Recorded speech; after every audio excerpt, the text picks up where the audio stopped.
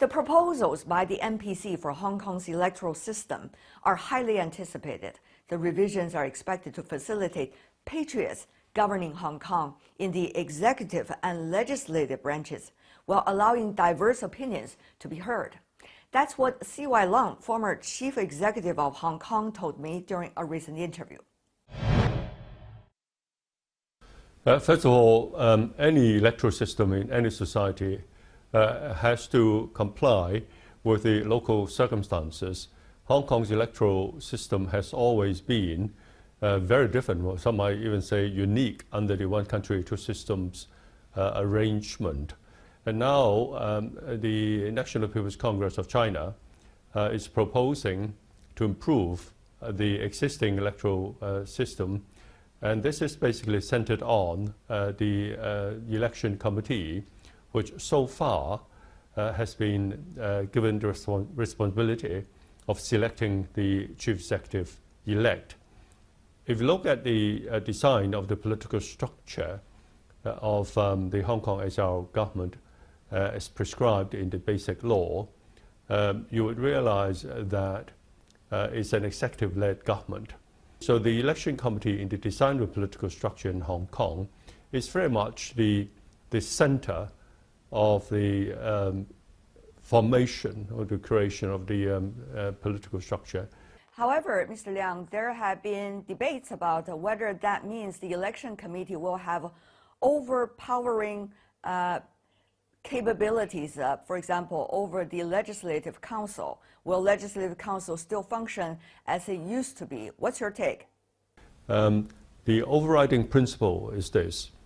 The governing bodies of Hong Kong must be in the hands of patriots. And this is something that the norm in all countries and all societies in the world. In the past couple of years, we have seen acts of disloyalty. For example, members of the election committee, members of our Legislative Council, members of the District Council running off to Washington, D.C., not once, but several times during 2019, asking the U.S. government to sanction their own country, sanction their own society, Hong Kong. So these are obviously acts of disloyalty, and I would say that these people should not be allowed to sit on the election committee or to be part of our legislature, and definitely not to become a chief executive elect. However, they say with the possible new makeup of the people in the election committee, there might be very different directions of political tendency compared to earlier. Mr. Liang, what's your take? In the past couple of years, there are many incidents by which we can clearly say that they acted outside the functions prescribed by the Basic Law. Filibustering, for example.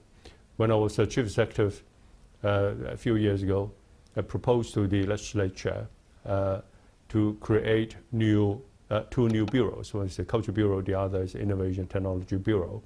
You know what happened? Lengthy filibustering to the extent that the Innovation and Technology Bureau, which is something that's not politically sensitive, was delayed by 2.5 years. And that was just one example. I don't see this as the responsibility of a loyal opposition. So with the new functions given to the election committee, I would expect to see healthier and more normal working relationship between the executive, which is the government, and the legislature. On the one hand, that you want to have patriots, of course, governing and also being the members of the election committee. And at the same time, you want to have different voices coming from the society. Meanwhile, you also want to have healthy debate within the Hong Kong society, which is one of the strengths, as many of you have been saying to me over the past few months, about Hong Kong. So that makes things very tricky. Who will decide what are the qualities, and how to interpret patriotism, and how to interpret being a partly cloudy patriot. So these are tricky questions and fine balance. Is there a way and a guideline to approach this? Politics is always a matter of fine balance. I see Hong Kong to continue as a pluralistic society. It's very interesting to note the reaction of the opposition. The largest and the oldest political party in the opposition is the Democratic Party. And the chairman, when he was asked by the media in the last couple of days, have said that they have not decided to oppose this reform. And there's a possibility that they will not boycott the new function of the election committee, and they will actually join in the future electoral elections after this reform. And a former vice chairman of this party has even said that he will run for a seat in the new electoral. So that's the opposition. Cite another example, Mr. Kenneth Leung, who is a qualified accountant who represented the accountancy profession and is a member of the opposition as well. I mean, he's one of these legislative council members who ran off to Washington, D.C. to ask the American government to sanction China, sanction Hong Kong. Last week, when the budget proposal was announced by our financial secretary, he came up with blogs criticizing the proposal. That I see as the normal function of a member of an opposition party, and is playing that role now. But in 2019, when he ran off to America to ask the American government to sanction China, that's not cricket. That's disloyal. And so you see the two sides of an opposition member. And I would expect someone like Mr. Kenneth Leung to continue to play the role, whether it's inside electoral or outside electoral, as the opposition. But many wonder, particularly from outside world, will the space of debate in Hong Kong becoming ever narrower as we speak? Well, it will continue to be very lively, but I would expect these lengthy filibustering and also sometimes acts of violence, you've probably seen them on television screens, to be matters of the past. And there will be lively debates. The nature of politics will not change. Right. Let me ask you some details.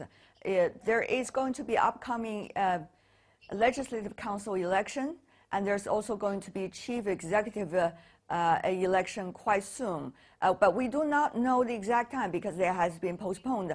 Do you have any details, Mr. Liang, about the possible timing?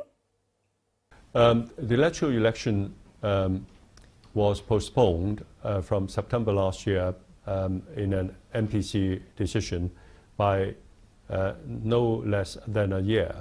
The MPC is discussing the proposal.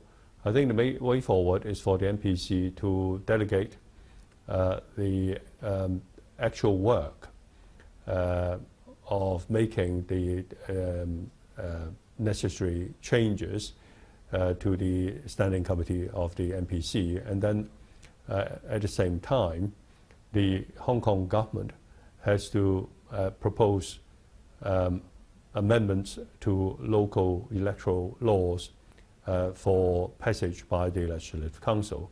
So that's the procedure, and after these elections will be held. Now, because the election committee would have this new function of nominating and electing members of the Legislative Council, so I would imagine it would firstly be the election of the election committee, and then election of the legislature, and then the election of the chief executive. So in that kind of order, generally speaking, elections of chief executive are held in about March every 5 years. So that would be the last step. First step, election of the election committee. Second step, election of the legislative council, and then election of the chief executive.